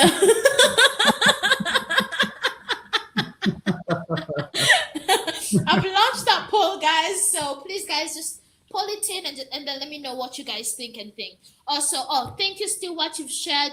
That's your YouTube channel. That's my YouTube channel. You'll find there's it's time to shine. And here's the concept: even if I don't get my parting shot in later, it's time to shine, guys. It's time to shine by showing your passion, by showing what you best know, by showing your growth and your continuous learning, by showing what are the things that make you unique and that you can bring to help organizations. So my hashtag is it's time to shine. You need that as a wake-up call because some of us are going through this course, unusual time, etc. And we might have lost a little bit of confidence in ourselves. But I'm here to reassure you that the world just does not know what skill you have, and that if you start consistently shaping your professional brand, you will get access to the opportunities you deserve. Absolutely. Oh my lord. This is absolutely stunning. It just kind of just folds in together everything that we've been able to discuss through this session. And you may have missed out on a bunch, Stewart, because this has been remarkably amazing. Doris, please come back. Yes, so it has been remarkably amazing because you've just folded everything together about standing out, about communicating the value you bring out, about growing your career, about everything that I hoped and more that this session would bring to the table. Okay, so are you satisfied with your parting shot, or do you want parting shot part 2? No, my parting shot for you guys is do work right now. Don't wait to get a job. Don't wait to be employed. Start the work now. If you want to be seen as a subject matter expert in your particular field, start sharing that content on LinkedIn. Start sharing it on Twitter. Start sharing it on YouTube. Establish your credibility. Number 2, take care of your brand. Jay-Z said, a lot of young people on this call right now, he says, I am not trying to be a businessman. I am the business man. So you're the business. Make sure that your story is known by the world. Make sure that you own your brand. Search for yourself. Do a Google search for yourself. And you've been tagged on photographs that are inappropriate or events that are inappropriate. Make sure that you go and get yourself untagged, because here's the thing: we're human, we're perceptional. So the first impressions I get based on your photograph, your title, and your social media presence will determine if I, as a recruiter, am going to take you to my manager, take you to the board, give you access to an opportunity, or totally take you off the list. So guys, do the work now because it's time to shine. I'm done. Absolutely. Thank you so much. That is incredible and incredible and incredible. Faris says, you deserve a 2-hour session. Absolutely. It's a conversation we had in the morning and we are making it happen, right? Right? Stewart? Yeah. It's a conversation we had in the morning and we're going to make it happen. And that's a conversation we're going to have after this. I am so crazy blessed that you're able to join us, albeit late, but it's something we'd already talked about. Lotir says it was an epiphany. I absolutely agree. I needed this as well. So I'm absolutely blessed. So we have the other remarkable panelists that I'd love to, give us a parting shot before we absolutely part shot from each other in this session. So we're going to start with Doris, then we're going to finish up with Sheena today. Then we're gonna call it a webinar. Yeah. Okay. Thank you so much, Stewart. Doris, you're on. Yes, I am. So thank you so much. It's this, Cindy. Just thank you for allowing me to be part of this. It's been really great. Just listen to everybody. But also just get a lot of the insights from everyone. I think my parting shot remains the same. I cannot say this enough. You all contain enough energy, interests, talents to live very different lives. Like whatever you are now doesn't mean you're stuck there. And they all can be productive. They all can be interesting. Asking yourself which life you want to live or which is the best is almost like asking whether is it better to have a left or a right foot. So go forth, go shine and just be the best of whichever life. And if it doesn't work, move to the next one. Don't be stuck in something because you think this is it and this is all you can do. I think that would be my parting shot. Absolutely. You are preaching my language. Thank you so much, Doris. You are phenomenal in ways I cannot begin to describe, and I'm crazy blessed to have you. Okay? Thank you. Sheena, you're here? Sheena, can you hear? Yes, I'm here. Yes, I am Oh, here. Hi. wonderful. Yes, I'm here. So yeah, I just want to say well done, Cindy. I think this was a great webinar, and thank you for all the other panelists. Really, really great to hear from you. I think my parting shot is a little bit similar, which is, you know what, like, you don't, yeah, don't be defined. So for example, a long time ago, all I thought of myself was a lawyer in London. Here I am in Kenya working for the UK government, director of a tech hub with no tech background, right? Except for my failed attempt at my tech startup and the failed attempt at trying to teach myself coding. So there it is. So however, what I would say is leverage what we've got out there, leverage partners, leverage tools like LinkedIn. I'll be honest, I'm rubbish on Facebook. You know, I'm never on Twitter, but LinkedIn is where I am on. And I think one of the points that I would say is, don't also worry too much about like writing something. If you don't really know what you're writing, you'll get the hang of it. But what you can do is engage in other people's content. So what I realized is actually entrepreneurs, so lots of entrepreneurs want to talk to the UK government, UK Kenya Tech Hub, and partnership opportunities, etc. And we're human, right? So people who like my articles and comment on my comments and reshare them and stuff, I remember them. So when they approach me later for their ask, I'm a lot more receptive than those cold emails and cold messages that I get constantly, right? I'm constantly getting bombarded. And yet somebody who's taken the time to read, and not like blind flattery, because I don't like that, but somebody who's taken the time to actually read, share, or pass a comment, and I'm thinking, oh wow, that makes sense. They stand out to me. So it might not be today, it might not be tomorrow, but we're human. We won't forget when we've engaged with somebody on a social platform or in real life who's really caught our attention. Of course, writing articles, etc., is very, very important, and you're creating your brand. And I love that, guys. Create your brand, because the future of work is what you make of it, right? Whatever it is, whatever your background is, it's what you do. And what I would really say, being in Kenya, right, is there are lots of challenges, but see them as opportunities. Change your mindset. Figure out like what the opportunities are. What can you learn yourself? Because it's always good to learn, but you can't learn everything. So who can you partner with to get the solution you want? And nothing's forever. So my dad, for example, was super, and I'll end with this personal story. We're a family of 3 daughters, and my dad was super disappointed when I left my first job, because he was sort of like believing in jobs for life, and he just could not believe it.